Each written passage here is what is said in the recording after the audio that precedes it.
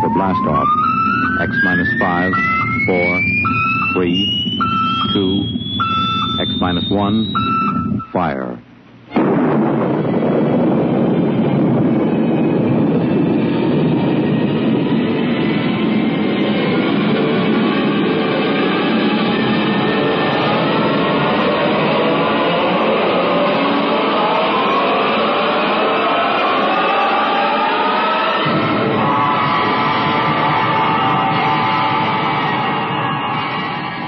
From the far horizons of the unknown come transcribed tales of new dimensions in time and space.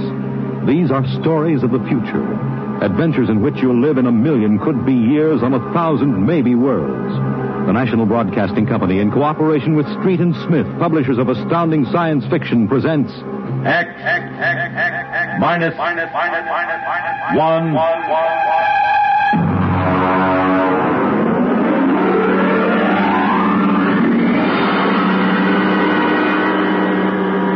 Tonight's story, Cold Equations.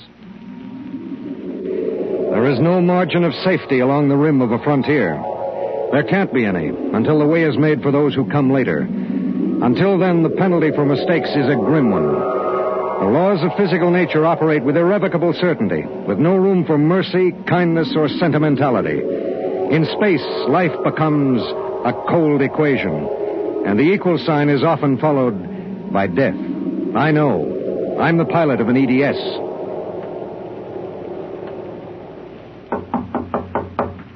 Come in. You sent for me, Commander? Yes. Sit down, Barton. We just got an ED from the Territorial Space Station on Woden. Woden. That's in the Crab Nebula, isn't it? That's right. There are 2 exploration parties there on Manning's continent. 8 men each. Mm-hmm. They've got calla fever in one of them and no serum. Oh, and I thought this was going to be a nice, quiet passenger run. Computers are working out your payload and your course right now. In exactly 10 minutes, we'll drop in a normal space and launch your ship. I'll get her ready. One thing. What's that? Woden is at the maximum pay limit for an EDS. Figuring the weight of the serum, we'll be able to give you just enough fuel to land on Manning's continent if you make it the first pass. Otherwise, you'll burn out in midair. Mm-hmm. Standard procedure. Report to launching control. Right. Good luck, Barton. Thanks. Oh, by the way. Yes? When can I expect to be picked up? We'll make a stop on the run back to Earth sometime next year. You'll be notified by radio. Okay. Sorry, we can't make it sooner. That's what happens when you sign on for EDS work. I'll see you next year, Commander.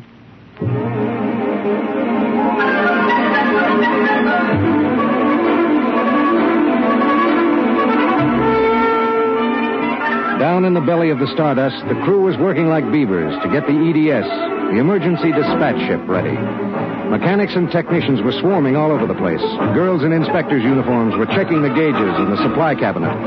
9 minutes later, the exact course was in the computer. The serum was stowed in my supply cabinet closet, and little EDS 4G3 was ready to be born into space. Barton? Yes, sir. 30 seconds to blast off. All set? All set. I'm turning you over to traffic. Ready. Traffic control. Come in, EDS 4G3. Ready. 20 seconds. Lock open. 15 seconds. Space drive on. Space drive on. 10 seconds. Gravity neutralizer on. Neutralizer on. 5 seconds. 4, 3, 2, 1. Blast off.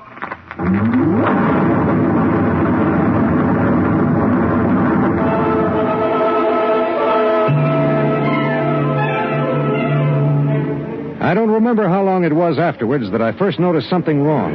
Maybe an hour, maybe 2. There was nothing to show it except the needle and the heat gauge. It was on 0 when we left the Stardust, and now I noticed that it had crept up toward the 30 mark. That meant something inside the ship was radiating heat. That something was in the supply closet, and it was alive.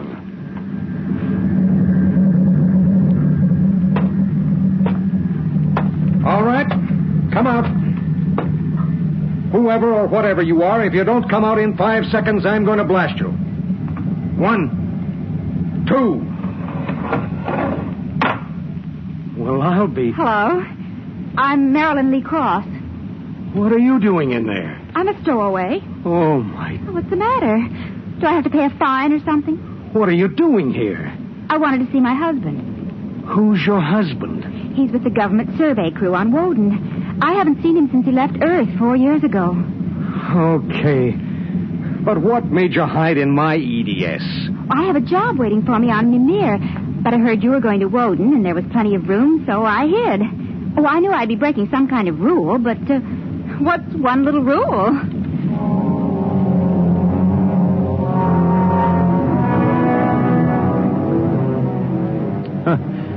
What's one little rule? H amount of fuel will power an EDS with a mass of M safely to its destination. H amount of fuel will not power an EDS with a mass of M plus X safely to its destination. Well, how could she be expected to know?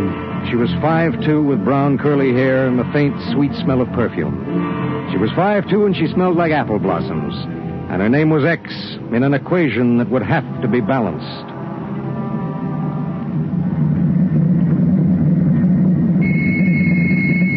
Stardust. Come in, EDS. Come in. This is Barton, emergency dispatch pilot 4G3. Go ahead. Give me Commander Delhart. What's the message, EDS? I have to consult Commander Delhart. The commander is busy. Listen, you squirt. Give me Commander Delhart. One moment, 4G3. Commander Delhart. Emergency message from ETS 4G3. This is Delhart. What is it? At 0800 hours, I discovered a stowaway aboard my ship. A stowaway? Yes, sir.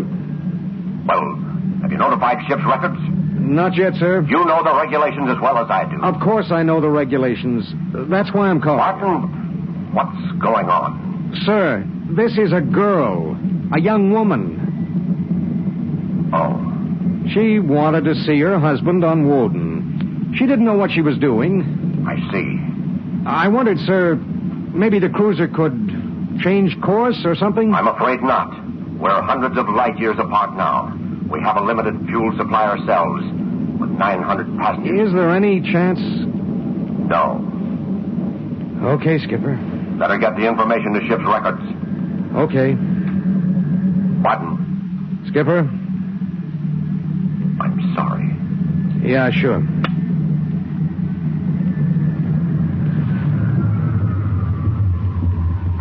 You cut our acceleration, didn't you? Yes. Why? Well, save fuel. For a while. How did you manage to stow away? Well, I was taking a language lesson in Mimirese from a girl in the inspection corps. The order came in for your trip, and I just went along on an impulse. It was easy. I'll be a model prisoner, I promise. Oh, if you were only a thief or a spy, it would make it easier. Make what easier? Forget it.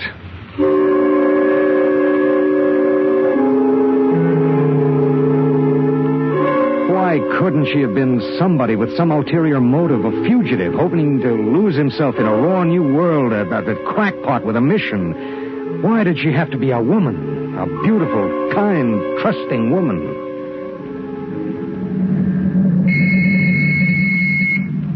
Stardust. Barton, EDS 4G3. Go ahead, 4G3. Identify stowaway. Give me your identification disc, Miss Cross. Here. Why? Well, it's for ship's records. Identification number T8374. One moment. This is for the gray card, of course. Yes. I'll need the time of... I'll tell you later. That's highly irregular. Then we'll do it in a highly irregular manner. The subject is a young woman. She's listening to everything that's said. Are you capable of understanding that? Oh. Go ahead, 4G3. Number T8374-Y54. Name, Marilyn Lee Cross. Female, married. Born July 7th, 2160. Good Lord, you're only a child. Height 5 feet 2 inches, weight 110, hair brown, eyes blue, complexion light, blood type O, original destination Port City, Mimir. Listen, I'll call you back later. Look, miss. Marilyn. Look, Marilyn. I guess you don't know what you got yourself into here. Well, it's like this. This ship is carrying Calla fever serum to the survey group on Woden. Yes. Their supply was wrecked in a tornado. The fever is always fatal unless the serum is given in the first 48 hours. Now, these little ships have exactly enough fuel to reach their destination. If you stay aboard her, your added weight will cause it to use up all its fuel before it can land. What happens then? We crash. You die, I die, and 6 fever victims on Woden die. Well, can't they send out another ship to meet us? There are no ships to send. Well, Oh, no. Oh, no, you couldn't do that. That's how it has to be. But that's crazy. I haven't done anything. I haven't hurt anybody. I'm sorry. I should have told you before, but I wanted to make sure there was no other way. You mean it? You're going to make me leave this ship? That's how it is. But I'll die. I'll explode. I'll be like those horrible pictures about... Try to understand. I do understand. You're going to kill me, and I didn't do anything. I know you didn't. That has nothing to do with it. It has everything to do with it. Nobody just dies like that for no reason. Oh, listen. Maybe there are other cruisers. Cruisers you don't know about. Maybe the radio. Maybe it... Now, listen to me. It's different here. Different from anything you've ever known. On Woden, there are 16 men. 16 men on an entire world. They're fighting. Fighting an alien environment. The environment fights back. You can only make a mistake once. And I made a mistake. Yes. There's no hope. Absolutely none. You'll have to be put out of the ship.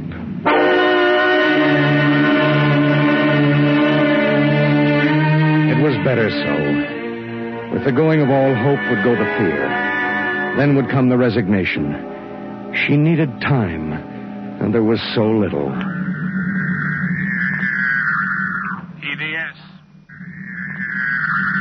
EDS. Starship to EDS. Need pertinent data. All right, Starship. When do you expect to complete your report? I need a computer check. I'll give you statistics. Statistics. This is EDS 4G3. I'm intersecting course vector 7.3 at 0831. Deceleration 1750, weight 1 ton. I would like to stay at point 10 as long as the computers allow. Will you give them the question? Check. I'll call you back. We wouldn't have long to wait. The new factors would be fed into the steel maw of the computer bank, and the electrical impulses would go through the complex circuits. Here and there, a relay would click, a tiny cog turn over. But it would be the current, formless, mindless, invisible, which would determine with utter precision how long the pale young girl beside me would live. 5 little segments of metal in the second bank would trip against an inked ribbon, and the machine would spit out the answer. You will resume deceleration at 1910. It was 1810 when he spoke. 1 hour. She has 1 hour to live.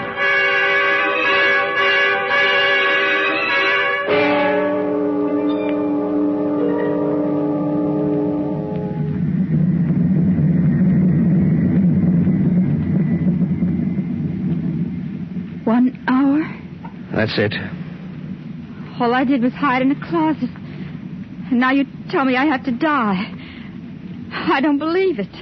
You might as well get used to it. If this happened back on Earth, 1,000 ships would fill the sky. The whole world would know about it. They'd do everything to save me. This isn't Earth. It was such a big dream. Jerry and I separated almost 5 years ago. We were too young. And I was going to see him to try to make everything all right again. Are you married? I was. Oh? She ran off with some guy in the weather service. Do you still think about it? I don't let myself. Where is she? Back on Earth. Look, if you don't mind, I'd just as soon talk about something else. Okay. What do you do when you've got an hour to live? What do you talk about? What's Jerry like? Jerry? Oh, he's a funny guy. When he found out, I mean about the other fella, he didn't get mad. He cried. That was all he felt, sadness. So you walked all over him. Oh, I thought I wanted him to get mad at me, to be jealous. And now? I've been thinking about him for 5 years.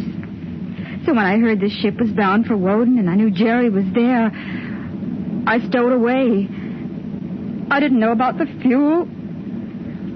I didn't know this would happen to me. She had violated a man-made law that said keep out. The penalty was not of man's making or desire. It was not a penalty men could revoke. H amount of fuel will power an EDS with a mass of M safely to its destination. The time was 18:30. 40 minutes. It was beginning to get me. A space frontier is a rough place, and I'd seen 100 men die since I left Earth. But this was different. I watched her as she wrote a message to her folks. I watched her as she fought her way through the black horror of fear toward the calm gray of acceptance. And then there it was on the view screen. The planet Woden. A red ball enshrouded in the blue haze of its atmosphere, swimming in space against the background of star-sprinkled blackness. The chronometer on the instrument panel said 18:45.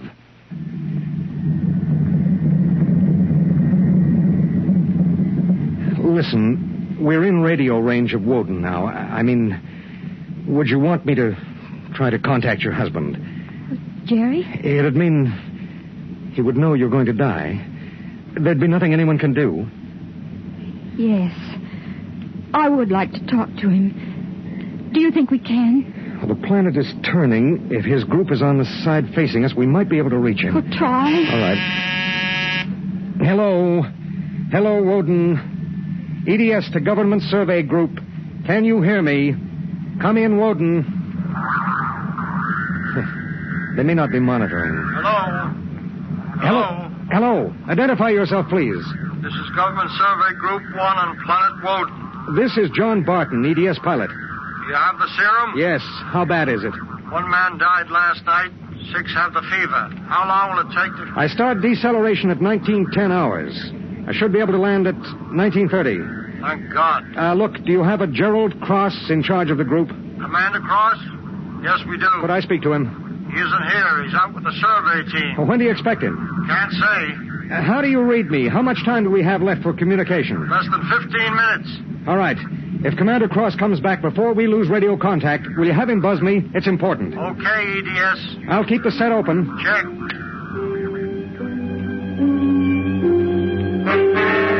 The minutes passed like small bits of eternity. On the view screen, I could see Manning's continent sprawled like a gigantic hourglass in the eastern sea. There was a thin line of shadow where it was beginning to disappear as the planet turned on its axis. I looked at the pale woman next to me, and I thought of another woman long ago who'd sat next to me and cried because I wouldn't try to understand. What had she written in those letters back home? What would they think of the faceless, unknown pilot who'd sent her to her death? What would I think of myself alone nights, reliving this voyage?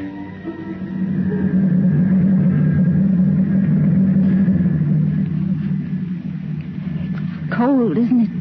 I'll turn up the thermostat. Nothing from Jerry? We have about 2 minutes of radio contact left. Maybe it's better.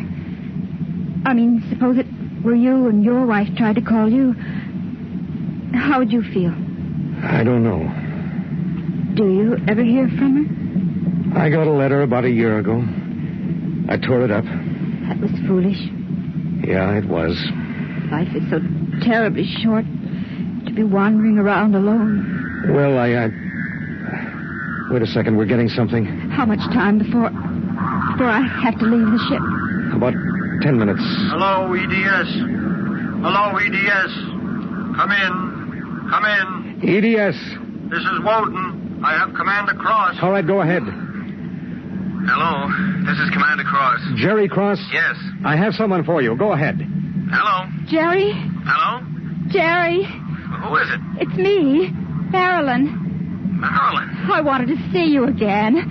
I stowed away on the EDS. You what? But Marilyn... It doesn't matter, Jerry.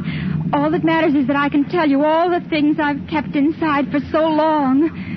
Jerry, I want you to know I've never forgotten. Oh, it's been so many years. I can't believe it. I thought I'd see you again, but now I can't. Jerry, you don't hate me, do you? Hate you? Oh, Marilyn, I've never stopped loving you. Not for an instant. Oh, Jerry. Listen, we don't have much time. The transmission is getting fuzzy. Oh, Marilyn, I've got to see you. There's got to be some way. But there isn't. Let me talk to the pilot. Give it to me. Hello. Pilot, have you called the mothership? Did you have them checked with the computers? I've done everything. You've been on the frontier long enough to know the setup in an EDS. Oh, dear God, there must be something, some way. Do you think I'd let this happen if I wasn't sure? He tried to help me, Jerry. He tried. And it really doesn't matter. I'm not frightened anymore. Not now. But how did you get here? I don't understand. Well, I was going to Mimir to take a job, I thought. And now I realize I was just going because I'd be closer to where you were. Oh, Jerry, all this time. Don't. Let me tell you something. Marilyn, I've always known you'd come back to me. I've known it every minute. It's what's kept me alive. I want you to hold that in your mind. Jerry, I can't hear you. We haven't much time. We're losing radio contact. Jerry! Oh, don't cry, darling. Just know how I feel. I do. He's fading. There are so many things to say. Jerry, if you can still hear me, maybe I'll come to see you again. Maybe I'll come to you in your dreams, or be the touch of a breeze, or one of those golden-winged little birds singing my silly head off. Maybe I'll be nothing you can see or hear, but you'll know I'm there. Think of me like that, Jerry. Goodbye. Goodbye, my darling. She sat motionless in the hush that followed. And then she looked at me. Now? Now. I pulled down the black lever, and the inner door of the lock slid open. She walked with her head up and the brown curls brushing her shoulders. I let her do it alone. She stepped into the lock and turned to face me, and I could see the pulse in her throat. I'm ready. I pulled the red lever, and there was a slight waver as the air gushed out. I thought I sensed a bump, as if something had bumped the outer door. And then there was nothing. The white hand of the closet temperature control was back at 0. A cold equation had been balanced, and I was alone in the ship.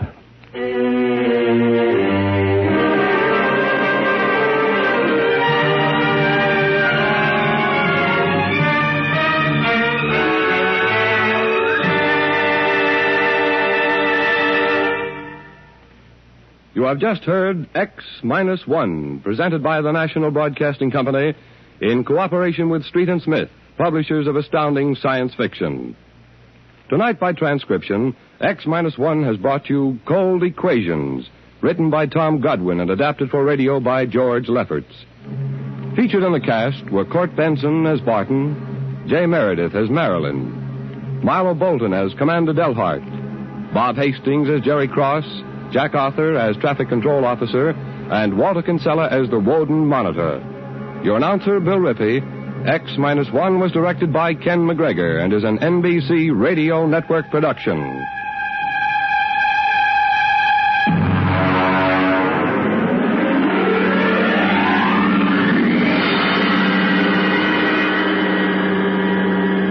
And now, next week. In the days of the Windjammers, whalers sometimes went on cruises that lasted as long as 2 years, and so sometimes they had to resort to rough methods to gather a crew. But what of the future when a cruise to a distant star may last for 15 years or more? We hear of such a voyage next week on X minus 1.